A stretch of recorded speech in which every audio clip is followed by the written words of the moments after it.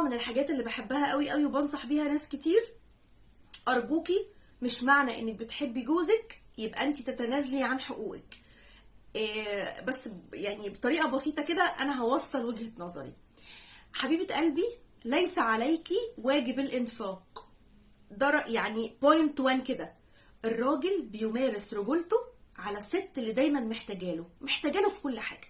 محتاجاله ماديا، محتاجاله نفسيا، محتاجاله عاطفيا، محتاجاله بدنيا، محتاجاله كل حاجة كل حاجة. كل احتياجاتك كلها لما بتنصب في حجر الراجل، والراجل ده بيلبيها عشان هدفه انه يسعدك ويزود يعني احساس السعادة والهدوء والاستقرار جواكي، لانه في النهاية عارف ان الاحساس ده هيعود عليه باضعاف اضعاف مضاعفة من اللي بيديهولك.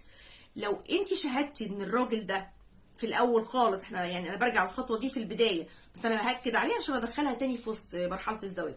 لو انت شايفة ان الخطوة دي ما بيبتهجش ليها الزوج، ما بيحسش فيها بسعادة انه بيديكي، لا ده هو بيحس بسعادة لما بياخد منك اكتر، دي علامة انذار خطيرة جدا جدا جدا، وعلامة 500 علامة اكس يتحطوا على الراجل، لانه كده لا يلقب بلقب راجل. الراجل بيبقى راجل لما بيدي للست. الست تاخد طاقتها كلها اخذ مش عطاء. عطاء الست عبارة عن حب، حنان، احتواء، كلام جميل، تدي سعادة في العلاقة الحميمية، تدي احتياج للراجل انه يبقى مكتفي بدنيا ونفسيا وعاطفيا. تلبية احتياجات الراجل من قبل الست كلها نفسي وعاطفي، لكن فلوس لا خالص. فأرجوكي ما تتنازليش عن حقوقك ايا كانت الحقوق دي. لو هتدي حاجة بدافع الحب، يعني اعمل اكلة جميلة حلوة، اكلفها تكلفة جميلة، بدافع ان انا بغير من روتين الاكل بتاع كل يوم. طيب انا عملت تغيير جميل في محيط البيت، يعني مثلا غيرت في شكل الاساس اللي موجود، جبت له بدله جديده مثلا عنده مناسبه عيد ميلاده مثلا، اي حاجه زي كده. وبرده مش الغلو الرهيب، مش الاكسبنسيف قوي قوي اللي بلاقي فيه بنات كتير او ستات كتير بتجتهد اجتهاد لدرجه ان ممكن تبيع حاجه ذهب عشان تروح تجيب هديه، تقولك اصلا لما اجيب هديه كبيره هو يعرف كده ان انا استحق هديه كبيره. لا حبيبتي، هي ما بتتقاس كده خالص. هي بتتقاس بنسبه الاستحقاق اللي انت بتصدريها لزوجك عن نفسك، وانت تستحقي ايه وتحبي ايه وايه تقديرك عن ذاتك. مش لما تشتري هديه خالص وتصرفي عليه هو هيحس بكده. لا، الراجل هو فعلا زي ما بتعوديه، هو فعلا راجل زي ما بتعوديه. اتعود على انك تنفقي وتديله، هيتعود على كده ويمشي. هيتعود ان لا، مصدر سعادتك وفخرك واعتزازك وان انت شايفاه راجل في عينيكي عشان هو بيصرف عليكي على قدر سعته. ما بنطالبش حد اكبر من قدراته ومن امكانياته خالص. ده مصدر سعادة ليكي. اشتغلي على هذا الوضع، جددي ودي كادوهات برضو صغيرة. ايه المشكلة ان ابدأ اكتب ورقة كده واعلقها زي ما انا قلت؟ ايه المشكلة ان انا ابدأ اكتب باسبوع روج مثلا على المراية بتاعت الحمام بحبك وحشتيني؟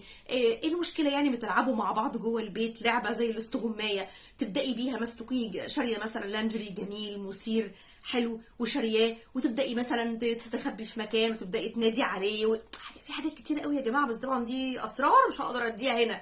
بنقولها طبعا يعني بالوضع الكامل في كاستشارات او كورسات. فانا بدي بس المدخل لمجرد انت تاخدي تلقطي الفكره كده وتبداي تجودي عليها وتنفذيها. بس ارجوك انا عايز اكرر تاني، اوعى تجودي على الفكره والاقي بسم الله الرحمن الرحيم طالع ورا مثلا ورا الدولاب ولا تحت السرير تخضي الراجل يجي له سكته قلبيه يقول الدكتور هي اللي اشارت عليا وقالت كده. انا ما قلتش كده، انا بقول يعني لطفي، خليكي ناعمه معاه، خليكي هاديه معاه، خليكي تعاملي بانوثه ورقي وهدوء، واعملي كده قفشات يعني كانك بتلعبي مع ابنك الصغير كده.